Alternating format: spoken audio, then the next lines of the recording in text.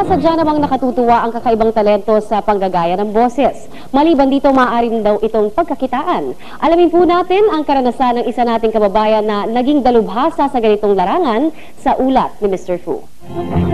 Ka sa akin, itong bagay sa'yo. Biglang, yung lolo niya, biglang lumalabas. Sandali lang po, mag-iingat ka. Hindi mo kaya mga kalaban natin. Biglang dumating ang monster. Manda kayo, itong bagay sa inyo. Ilang lang yan sa mga boses ni voice talent Pocholo Gonzales. Bata pa siya, mahilig na siyang manggaya ng boses ng iba hanggang sa gawin na niya itong career. 11 years na siyang voice talent at hindi na mabilang na cartoons at radio plays ang kanyang nagawa. Ngayon may sarili na siyang kumpanya, ang Creative Voices, na nagtuturo at nagbibigay ng racket sa mga voice talents. This is an art form na hindi napapansin for a longest time.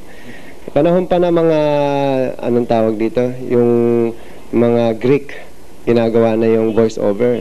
Di ba sa teatro may nagbo-voice-over? Hanggang sa dumating ang radyo, mga radio drama. Nakakalungkot lang, hindi sila nakilala. At ngayon, yun ang ginagawa ng company ko. Pinakamabenta sila ngayon sa pagbibigay ng Pinoy na boses sa mga foreign cartoons tulad nito. Huwag kang mag-alala, Ryoma. Makakarating sa kanya to. Kinukuha rin sila sa mga radio ads o sa mga kampanya ng kandidato. Tuluyan na ang binasura ng Commission on Election ang Certificate of Candidacy ng party list para sa mga miyembro ng third sex o mga bading.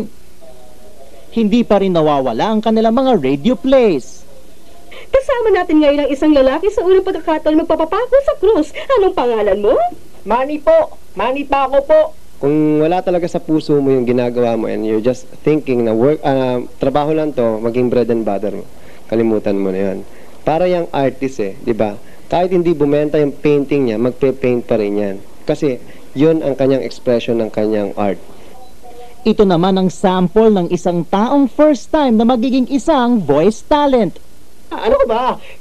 Kaya nang remedyohan ngayon ng ganyan mga problema, no? May picture ka ba ng pinsan mo? O eto, may picture siya sa pitaka ko. Huwag mong pintasan ha. Mapapansin mo dyan na may split end siya.